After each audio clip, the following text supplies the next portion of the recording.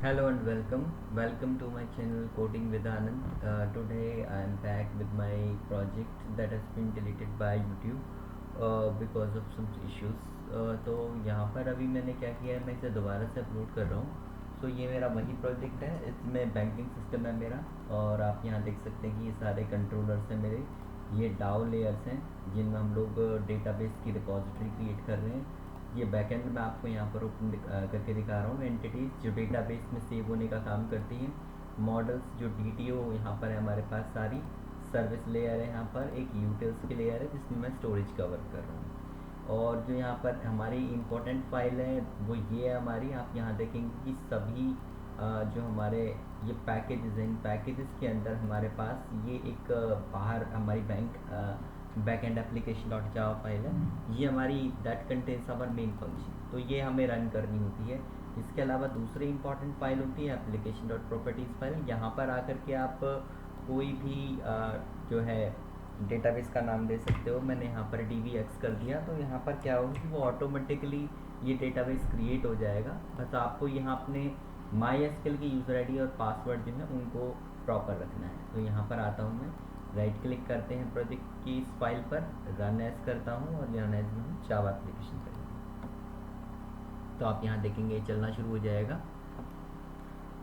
जैसे ही चल रहा है ये, मैं Eclipse यूज़ कर रहा हूँ. STS में भी ये एज इट इज़ ही चलेगा. और आप यहाँ देखेंगे कि ये चल रहा है. हमारे बैंक डॉक्स जो होंगे वो उसी लोकेशन पे जाएंगे, तो जहाँ पर हमारी लोकेशन होगी. हमारा अभी एडमिन यूज़र क्रिएट हो चुका है. तो हम क्या करते हैं, मैं फ्रंट एंड और दिखा देता हूँ. ये फ्रंट एंड है मेरा जिसमें सारे कंपोनेंट हैं. रिएक्ट यूज़ हो रहा है इसमें. और मैं जाता हूँ होम पेज पर, जो फ्रंट एंड रन होने के बाद इस तरह का दिखेगा. लॉगिन करते हैं. एडमिन यूज़र यहाँ पर हमारा बैकएंड ऑटोमेटिकली क्रिएट कर देगा. npm स्टार्ट कमांड होती है आपका फ्रंट एंड रन करने के लिए. मैं लॉगिन करता हूँ तो आप यहाँ देखेंगे कोई कस्टमर नहीं, कुछ नहीं है. ये नेट बैंकिंग यूज़र जो यहाँ आपको दिखाई दे रहा है ये कुछ नहीं है, ये जस्ट आपका एडमिन यूज़र है जिससे आप लॉगिन कर सकते हो. दूसरा यहाँ कस्टमर में आप देखेंगे अभी कोई नहीं है. ओपन अकाउंट में हमें कस्टमर की रिक्वायरमेंट है अकाउंट. तो यहाँ आप ऊपर से नीचे तक जब आप देखेंगे तो आप यहाँ पर ऑब्जर्व करेंगे कि ये सारे features top to bottom approach के हिसाब से काम कर रहे हैं. तो कस्टमर को रजिस्टर करने के लिए हम लोग क्या करेंगे, बाहर जाएंगे. तो यहाँ पर आकर के मैंने क्या करता हूँ, इस बार मैं डमी नेम यूज़ करने वाला हूँ. जैसे मैंने कर दिया कस्टमर ए टेस्ट एड्रेस, और ये ले लिया मेल, और मैंने यहाँ ले लिया cust1@gmail.com और 10101999. फ़ोन नंबर ले लेते हैं कोई भी, आधार नंबर ले लेते हैं कोई भी, 12345 सॉरी AMAT. और फिर हम यहाँ पर आकर के क्या करते हैं, कोई फ़ोटो ले लेते हैं. सॉरी. तो यहाँ पर हम डाउनलोड्स में जाते हैं. तो मेरे पास यहाँ पर कुछ ये फ़ोटो है तो मैं इसको ले लेता हूँ. सिग्नेचर पे चले जाते हैं. डेस्कटॉप पर है मेरे पास, ये मैंने अभी डाउनलोड किया था. तो मैं यहाँ डमी यूज़ कर रहा हूँ क्योंकि लास्ट टाइम मैंने यहाँ पर फ़ोटोज़ यूज़ कर दिए थे. तो गूगल को इस चीज़ से इशू हो गया था कि मैं किसी पर्सन की आइडेंटिटी को डिस्क्लोज़ कर रहा हूँ. तो मैं इस बार यहाँ इसीलिए डमी डेटा यूज़ कर रहा हूँ. पहला कस्टमर रजिस्टर हो गया. तो मैं यहाँ पर एक और कस्टमर बी भी रजिस्टर कर लेता हूँ, टेस्ट एड्रेस. और यहाँ मेल कर लेते हैं cust2@gmail.com 10101999. और फ़ोन नंबर इस बार हम 8 वाला ले लेते हैं. आधार कार्ड 2 वाला ले लेते हैं. सेम.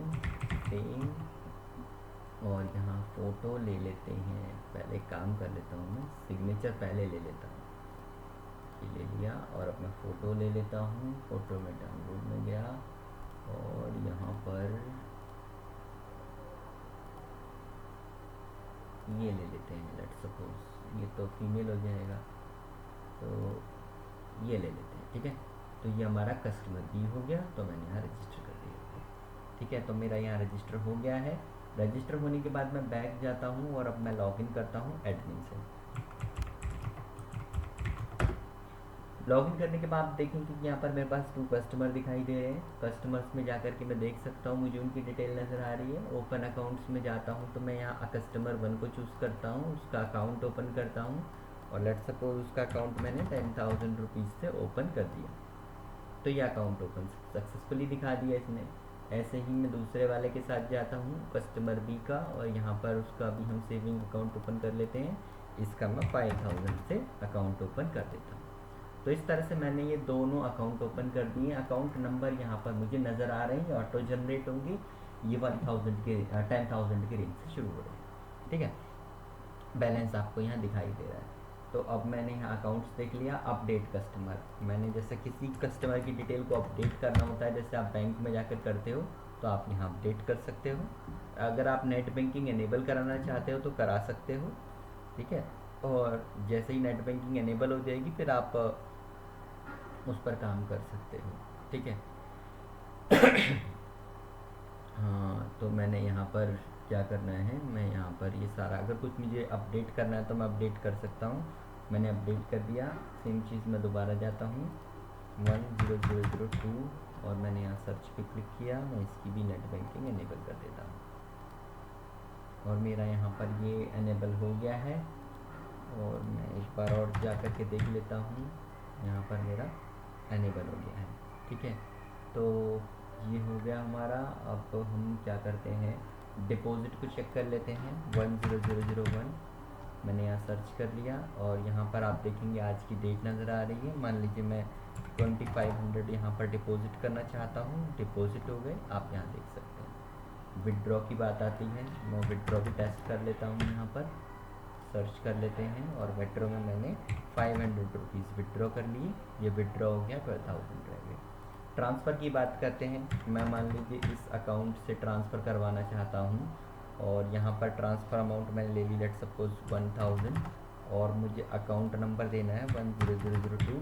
तो यहाँ पर अपने आप से कस्टमर भी आ गया, ट्रांसफ़र अकाउंट। तो आप यहाँ देखेंगे 11,000 से यहाँ हो चुका है। बैलेंस इंक्वायरी सेम है, आप यहाँ पर आकर के कर सकते हैं, जो आपको सारी डिटेल दिखा देगा। पासबुक 10001, आपको यहाँ पर पासबुक की एंट्री नज़र आ जाएंगी। टुडेज ट्रांजेक्शन, आज की ट्रांजेक्शन। बैंक रिपोर्ट में आपको यहाँ सारी ट्रांजेक्शन दिखाई देंगी जितने भी दिन की हैं। चेंज पासवर्ड में password change and that's it. अब हम बात कर लेते हैं लॉगिन की। तो फर्स्ट वन @gmail.com पासवर्ड ले लेते हैं, लॉगिन कर लेते हैं। ANND, ये हम लोग लॉगिन करते हैं। तो ये मेरा लॉगिन हो गया।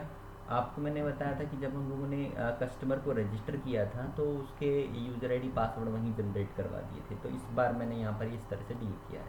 कस्टमर के प्रोफाइल में आ गए हैं। ये बेनिफिशियरी का है। अगर आप आउटसाइड द बैंक अगर आप कोई ट्रांजैक्शन करना चाहते हैं तो उसके लिए है। ऑनलाइन ट्रांसफ़र, अगर आप किसी बेनिफिशियरी को ट्रांसफ़र करना चाहते हैं, मतलब पहले बेनिफिशियरी ऐड होगा, आफ्टर दैट आप ऐड कर पाएंगे। ट्रांजैक्शन हिस्ट्री यहाँ पर आपको नज़र आएगी। तो मैं बेनिफिशियरी में एक ऐड कर लेता हूँ। लेट सपोज मैं लेता हूँ बैने 1 ले लेते हैं बेनिफिशियरी 1 के लिए, और बैंक ले लेते हैं ICICI, और यहाँ पर ले लेते हैं 1 2 3 4 5, और यहाँ पर ले लेते हैं अकाउंट नंबर 100000001, या फिर एक काम कर लेते हैं 1 2 3 4 5 इसका भी ले लेते हैं, ठीक है। मैक्सिमम लिमिट ले लिए, लेट सपोज इसकी 5,000। तो यहाँ पर मैंने ऐड बेनिफिशियरी कर दिया, ये मेरे सामने आ गया। मान लीजिए मुझे ट्रांसफ़र करना है, मैं इसको ट्रांसफ़र कर सकता हूँ। रिमार्क्स दे दिया ट्रांसफ़र, और मैं यहाँ पर आकर के 11,000 की मेरी लिमिट है, मैंने 1,000 यहाँ से ट्रांसफ़र कर देता हूँ। Transfer now, transfer successful. और अगर मैं ट्रांजेक्शन हिस्ट्री में जाऊँगा तो ये ट्रांसफ़र हो गया है, ठीक है। तो इस तरह से हम लोग यहाँ पर जो है अपना पूरा बैंक का सिस्टम यहाँ पर मैनेज कर सकते हैं, ठीक है। तो ये था हमारा इसका नेट बैंकिंग का पोर्टल, जिसको आप लोग देख सकते हैं। ये बिल्कुल सिंपल सा पोर्टल है, ये कॉलेज स्टूडेंट के पर्पज़ के लिए बनाया गया है, इसीलिए मैंने यहाँ पर डमी नेम्स का यूज़ किया था। ये प्रोजेक्ट आपको कैसा लगा आप मुझे कमेंट में बता सकते हैं। If you want to buy this project you can connect me on my phone my WhatsApp number and phone number, so that is available in the description. सो आप वहाँ से मेरा कॉन्टैक्ट नंबर डिटेल गेट कर सकते हैं। So you can connect me from other countries as well, because I am using the PayPal account as well. So don't worry about that. So if you like this project, just let me know. Thank you very much. मैं दूसरे नए project के साथ फिर से आपके सामने available हूँगा। तब तक के लिए थैंक यू।